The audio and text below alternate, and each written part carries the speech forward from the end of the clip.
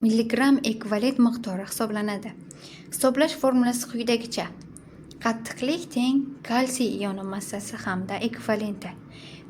Qo'shilgan magniy ioni massasi hamda ekvivalenti. Taqsim litr. Suvning qattiqligi tarkibida kalsiy va magniy ionlari bo'lgan suvning xossasi hisoblanadi va 4 turga bo'linadi. Vaqtinchalik yoki karbonat qattiqlik, doimiy qattiqlik, kalsiy va magniy qattiqligi hamda umumiy qattiqlik. Vaqtinchalik qattiqlik tarkibida magniy va kalsiy gidrokarbonatlar bo'lgan suv. Doimiy qattiqlik tarkibida magniy va kalsiy sulfatlar va xloridlar bo'lgan suv. Umumiy qattiqlik vaqtinchalik hamda doimiy qattiqliklar aralashmasi hisoblanadi. Kalsiy qattiqligi suvda kalsiy tuzlari mavjudligi bilan bog'liq. Magniy qattiqligi esa suvda magniy tuzlari mavjudligi bilan bog'liq. Suvning qattiqligini pasaytirish, yumshatish uchun distilyatsiya, ya'ni suvni haydash hamda kimyoviy usullardan foydalaniladi. Kimyoviy usullarda magniy va kalsiy ionlari suvdan erimaydigan birikmalar tarzida chiqarib yuboriladi. Buning uchun suvni qaynatish yo'li bilan vaqtinchalik qattiqlik yo'qotiladi. Ya'ni bunda kalsiy gidrokarbonat kalsiy karbonatga, suvga hamda karbonat angidridga parchalanadi. Uyingizda choy damlash uchun suv qaynatiladi. Doimo suv qaynatadigan idish tubiga e'tibor bering. Suvda erimaydigan toshsimon quyuqqani ko'rasiz. U kalsiy karbonat va magniy karbonat tuzlari hisoblanadi. Bunda ohakli suv qo'shiladi.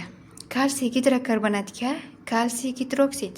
Bunda kalsiy karbonat va suv, magniy gidrokarbonatga kalsiy gidroksid, kalsiy karbonat hamda magniy karbonat plus 2 molekula suv hosil bo'ladi yoki ishqor ta'sir ettiriladi.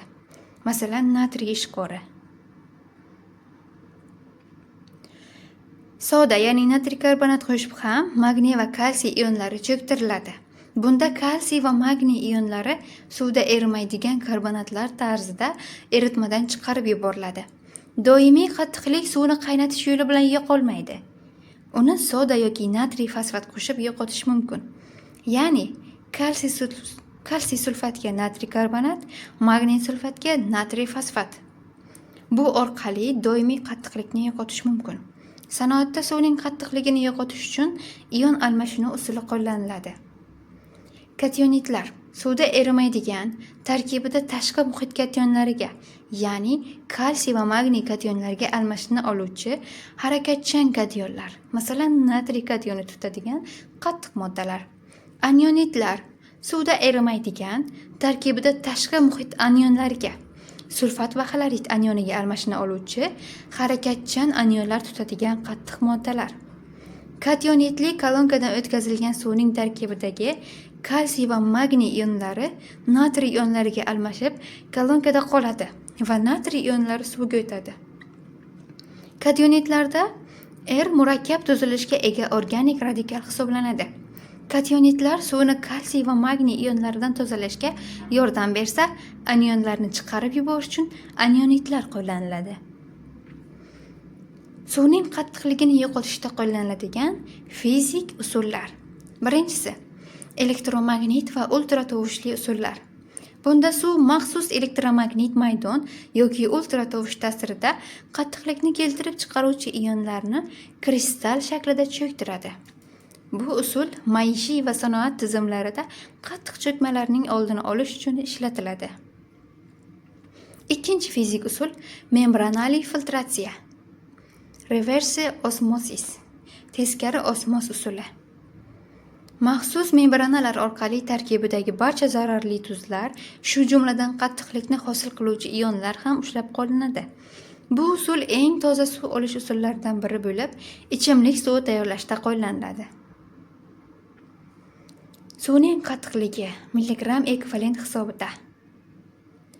1 dan 4 milligram ekvivalentgacha bo'lsa yumshoq suv, 4 dan 8 gacha bo'lsa o'rtacha yumshoq suv, 8 dan 12 gacha bo'lsa qattiq suv, 12 dan katta bo'lsa o'ta qattiq suv hisoblanadi. Suvning qattiqligini keltirib chiqaradigan moddalar. Doimiy qattiqlikni kalsiy sulfat, kalsiy xlorid, magniy sulfat, magniy xlorid.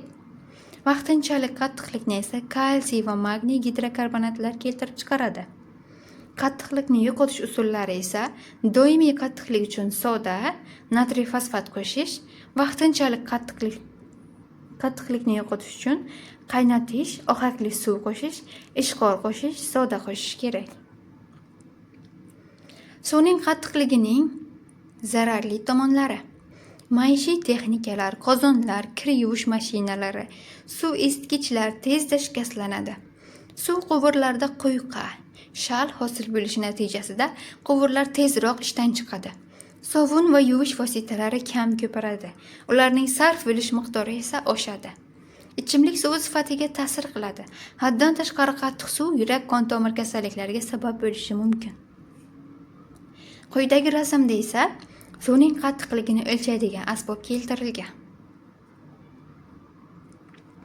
Qattiq va yumshoq suvni qanday ajratish mumkin?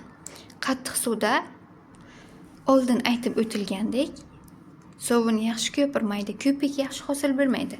Yumshoq suvda ko'rib turganingizdek, ko'pik yaxshi hosil bo'ladi.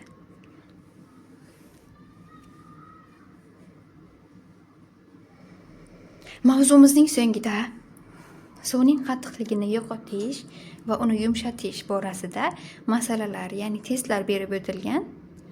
Testlarning javobi ham ma'lum, ammo ularni yechish va to'g'ri javobni topish sizning zimmangizda. E'tiboringiz uchun rahmat.